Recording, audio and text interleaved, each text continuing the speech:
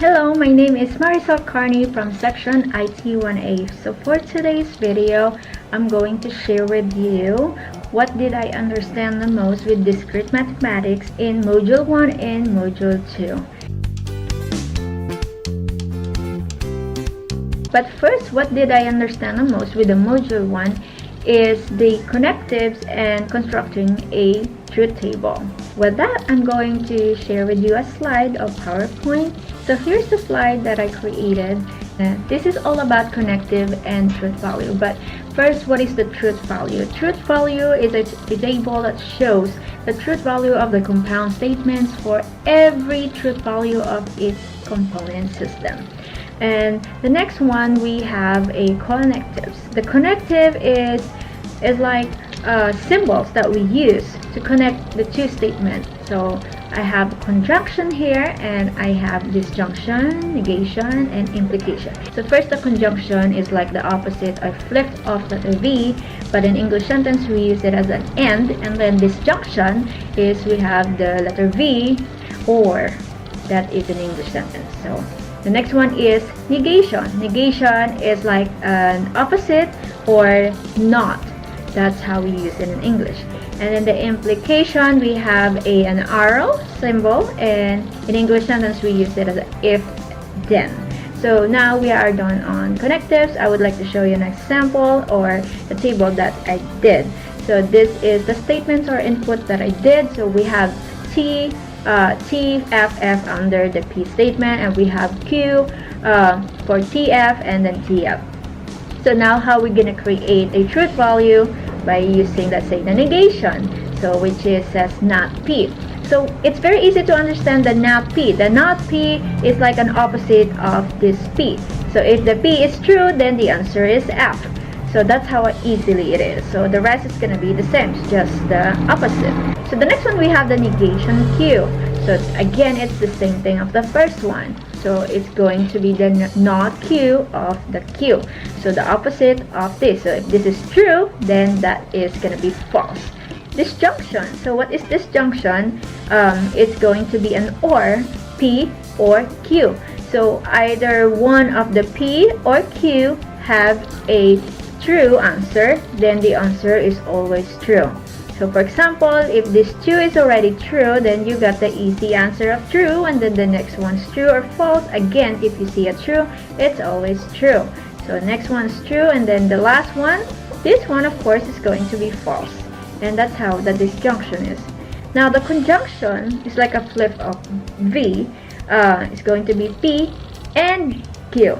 So with the P and Q, it's very easy as well. So with the P and Q, you have to look for the true answer in both P and Q. So let's say for example this one, you got both T, then you got answer of T. And then here we have T and then F. You don't have both T, so the answer is gonna be F. So same thing here, so you get F. Okay, so that's how the conjunction.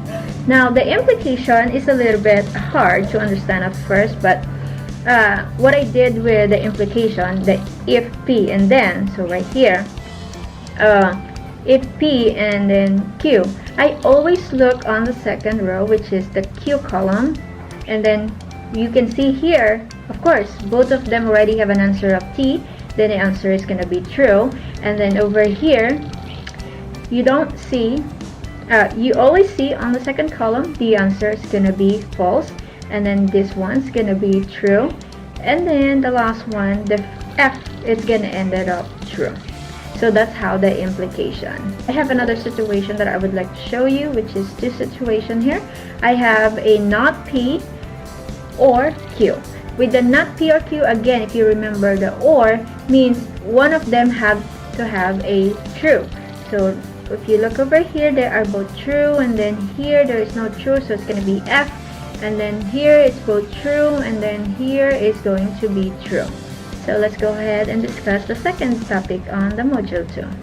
So with the Module 2, what is the topic that I understand the most would be about the tautology, contradiction, and contingency. What is the tautology? Tautology is a compound proposition that it always shows the truth value, or true. It's always true. No matter what the truth value, but it's always true. By using the truth table, you will see the answer and it will show it's all true.